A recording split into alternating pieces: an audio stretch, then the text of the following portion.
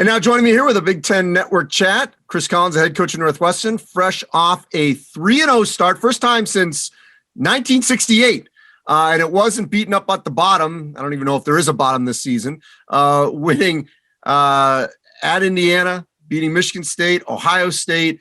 Chris, let's first deal with this Ohio State game because it looked like at one point it just looked like it wasn't going to happen. And then suddenly, I think it was 7, it flipped, and Boo Buie's knocking down a game winner. I mean, how did that happen where you guys were able to flip the script in the final couple minutes? I just give our guys a lot of credit for hanging in there. You know, we certainly give Ohio State credit. They were really ready to play. They jumped on us early. I thought their energy and toughness to start the game set the tone. We were kind of playing from behind early. We got it back to tied at half, and then they reestablished that lead in the second half. And, you know, our guys are they're confident. You know, they believe, they know they've gotten better. They know they've put in the work.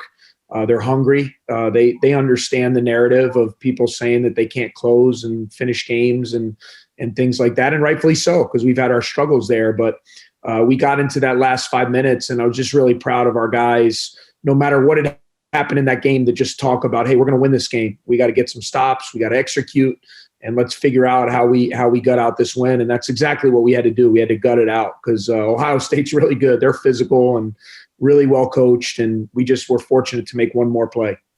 So, you know, I talked to Chase Adige after the Indiana win, and, he said, like, everyone is well aware of that narrative, obviously, in and outside the program, and it looked like it was rearing its head here in the Pitt game because you guys had that, and It flipped through in literally the last possession. What happened after that game? Because clearly whatever narrative was there no longer exists. At least it doesn't feel that way. Yeah, you know, I think the emotion that I saw after that game, which I loved, was anger, you know, versus like sadness or feeling sorry for themselves. You know, in the past, it was more that. It was like feeling sorry for themselves or, you know, being sad that we weren't able to close the deal. And our guys were really angry about that game. You know, we led it pretty much 39 minutes and 55 seconds until the game winner. We led it from wire to wire. And so it really stung our guys. And maybe that's what we needed, you know, early in the year, just a game like that to kind of let us know where we needed to go. We watched the film. We continue to work on things. And, you know, at the end of the day, these guys have just gotten better. And we talked about it a lot. Like this core group of guys, we played them all as young kids. And we knew we would probably have to take a step back because of that and because of how good the league is. And, you know, the hopefully we thought the dividends would pay off, and it's happening maybe a little sooner than we thought. I mean, coming out of the year, just a credit to these guys, how they've worked, their confidence, their belief, and they're really connected right now, which makes it fun to watch as their coach. Yeah. You know, I've talked quite a bit about this, how you stuck with this core, even though you knew you were going to take the lumps, and you guys were close last season. I mean, both Illinois games at Indiana, I think one of the Michigan State games, if I'm trying to remember correctly. I mean, there were multiple games where it really could have turned for you, but they were just young and inexperienced. What does that say to you? Because I quote former Duke assistant, longtime Notre Dame head coach. He's told me this years ago, and I love this quote. You got to get old and stay old. And for the majority of teams in the country, that's the way you win. But how hard is that to do in the Big Ten? Yeah, it's hard. And, you know, what we had to go through last year, I kind of knew that something like that was coming. We wanted to win more. We felt we were competitive. We thought we could have won, to your point, 3 or 4 more games. But we knew in the grand scheme of things, in order for us to kind of get back to being a program where we could be competitive and year in and year out kind of challenge for postseason bids, we felt we needed to rebuild it. And the way we wanted to do it was by getting young guys in here and letting them grow up together. And so, you know, it was great. You know, everybody was on the same page with that, the administration, myself. And we said, look, we might have to take a little bit of a step back. And we did last year, and it wasn't fun. And going through that is never easy. But, you know, I think we stayed the course and just to stick with these guys and watch them grow, watch them get better. And now they're figuring it out a little bit. And again, it's 3 games. I mean, this conference is incredible. I mean, I can't tell you, you play every one of these games when the game is over, you're just in exhaustion because everyone is so good, so well coached, so tough, so experienced. It's like every game is almost like a national championship game. At least it feels like it to me.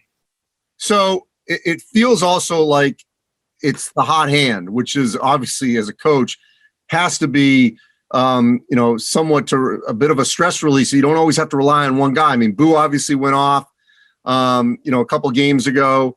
Chase, Indiana late in that game. Miller Kopp in this game against Ohio State. We talked Robbie Barron, sort of one of your glue guys. He's questionable, plays through the ankle. Pete Nance had a huge dunk during this comeback against Ohio State. So it has felt like it's been a different player that you've needed to step up at different times. How has that helped the growth of this group? Yeah, I think our guys have really embraced that, the balance that we have. And there's no question offensively, we just have a lot more shot making than we've had in the past couple of years. It's something we tried to really address. And that's my personality, as I tried to kind of do some soul searching in the offseason about how we could get this thing back on track.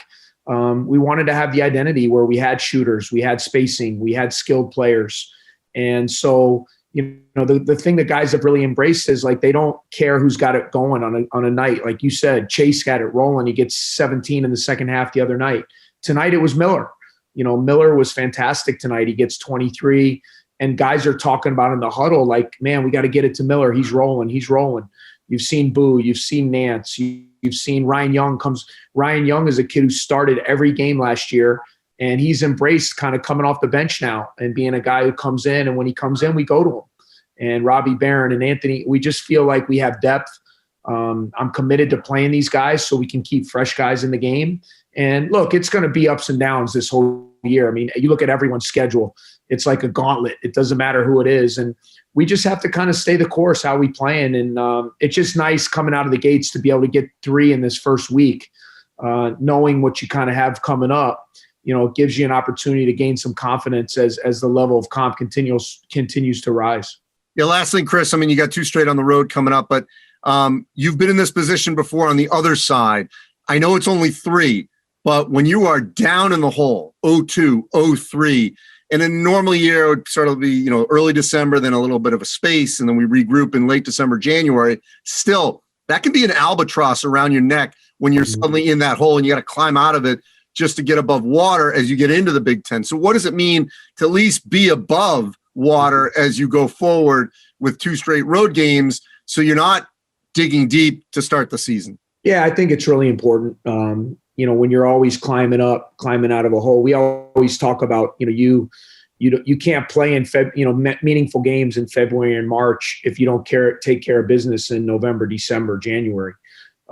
So we really tried to get off to a good start this year. We did drop the Pitt game, which we thought, was a game we could have won, but to start the league and get these 3 wins against really high quality opponents and just to get off, like you said, get above kind of that 500 mark, because I'm really a big proponent. If you go 500 in this league this year, you're one of the best teams in the country, because I can't tell you. I mean, you talk to every coach, it's amazing what this conference is like top to bottom. I mean, there's really, watching the games yesterday, I mean, everybody's so good. So if you find a way to win one, you're like, yes, let's put that in the bank. Let's get a little rest and let's figure out if we can do it the next time. So we're excited. So great 6 days. Really proud of the guys, and now we got to get rested a little bit. And we got Luka Garza in Iowa next, so not too much rest for the weary. We got our hands full on Tuesday night. Yeah, and then at Michigan, then home Illinois, and it just goes on. Don't even say it. Don't even. I don't even want to know. I don't even want to know. All right, great start, Chris. Happy holidays. Appreciate you. Thank you. Yeah, thanks, Andy.